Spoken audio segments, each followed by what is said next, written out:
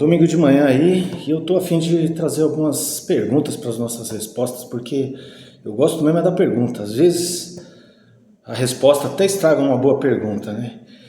Mas antes de começar, eu queria que, assim, que eu não gosto de fechar, né? Eu gostaria de manter três pensamentos assim na nossa ideia, né? O primeiro é a respeito da marcha contra a guitarra na música brasileira, ocorrida no final dos anos 60 e que teve a participação de Gilberto Gil e Elis Regina, entre outros.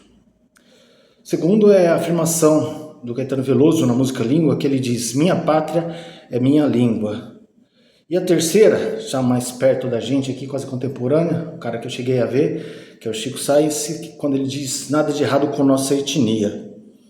Pensar um pouco de literatura, né? Então eu vou ler aqui um parágrafo do prefácio do Formação da Literatura Brasileira, do Antônio Cândido.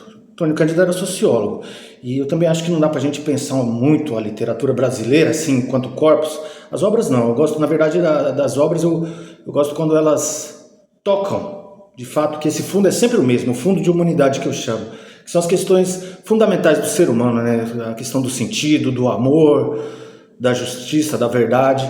Então isso aí é independente, mas vamos pensar a literatura brasileira enquanto um corpus. E lá nesse prefácio o Cândido diz o seguinte: a nossa literatura é um galho secundário da portuguesa, que por sua vez é um arbusto de segunda ordem no jardim das musas. É uma afirmação bem forte, né?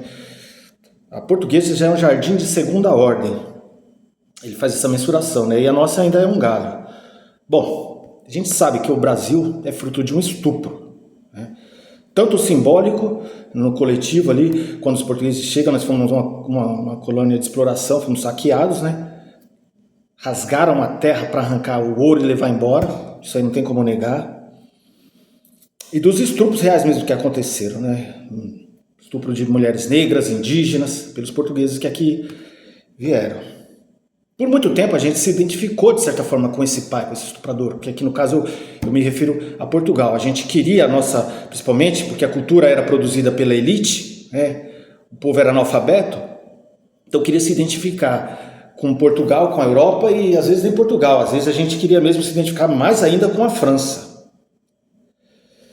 E aí, a gente, durante talvez no arcadismo, teve uma questão da forma que era muito ainda ligada a esses padrões, mas já começa a aparecer o indígena, né? Nos textos de Basílio da Gama, por exemplo. Aí já no século XVIII, no século XIX, a coisa se aprofunda um pouco mais, quando a segunda geração romântica, por exemplo, aborda o indigenismo. Na Europa eles vão lá para a Idade Média, né? Buscar a honra, aquela coisa toda dos cavaleiros medievais.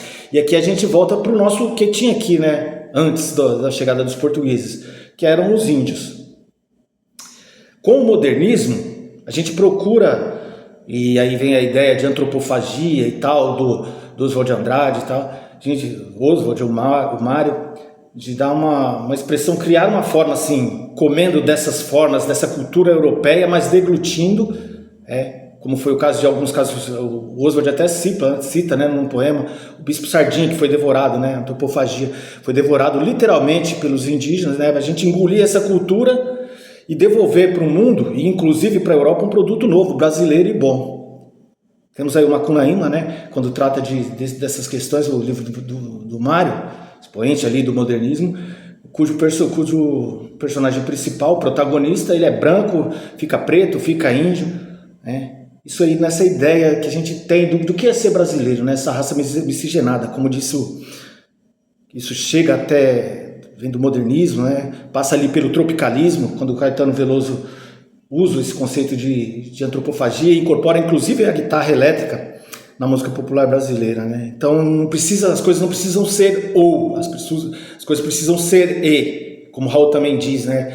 Longe das cercas embandeiradas que separam quintais. Eu acho que a arte tudo que separa quintal na arte é ruim, cara, é ruim.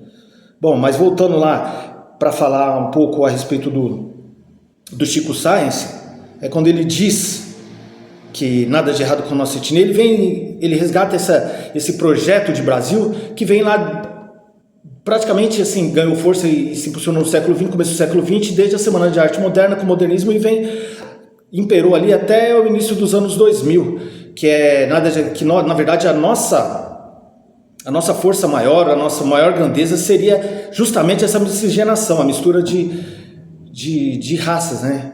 Eu também o conceito de raça é raça humana, né? Mas assim, de pessoas de diferentes cores, diferentes etnias. E desse caldeirão surgiria a nossa riqueza, como é a riqueza da música popular brasileira, por exemplo, que quem entende, pesquisadores de música do mundo inteiro, fala que não tem música mais rica no mundo, e eu concordo com isso.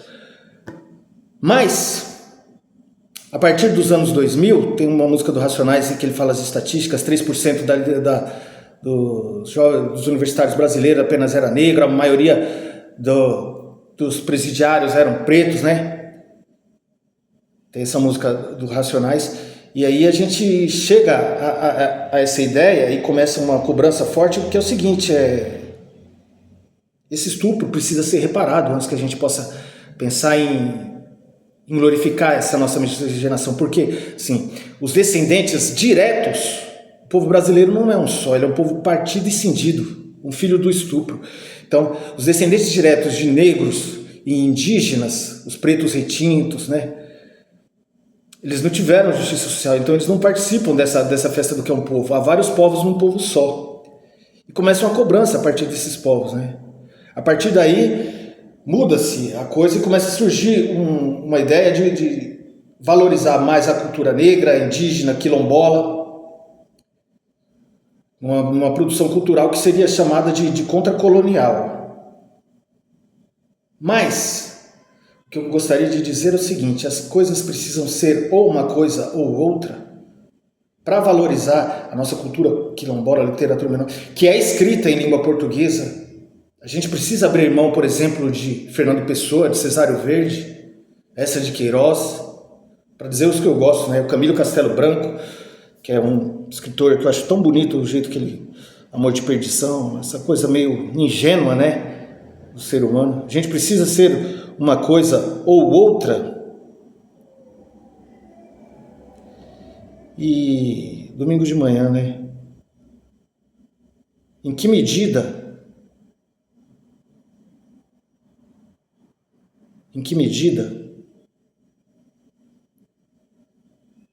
a obra de arte ela tem a obrigação de produzir, de trabalhar pela justiça social? Oscar Wilde dizia que a má literatura se faz com bons sentimentos. Borges era um autor argentino de cultura europeia, foi educado na Suíça, que é um autor tremendo, ele era um homem conservador. Em que medida a gente precisa pensar a literatura, a arte em si, como uma ferramenta de justiça social?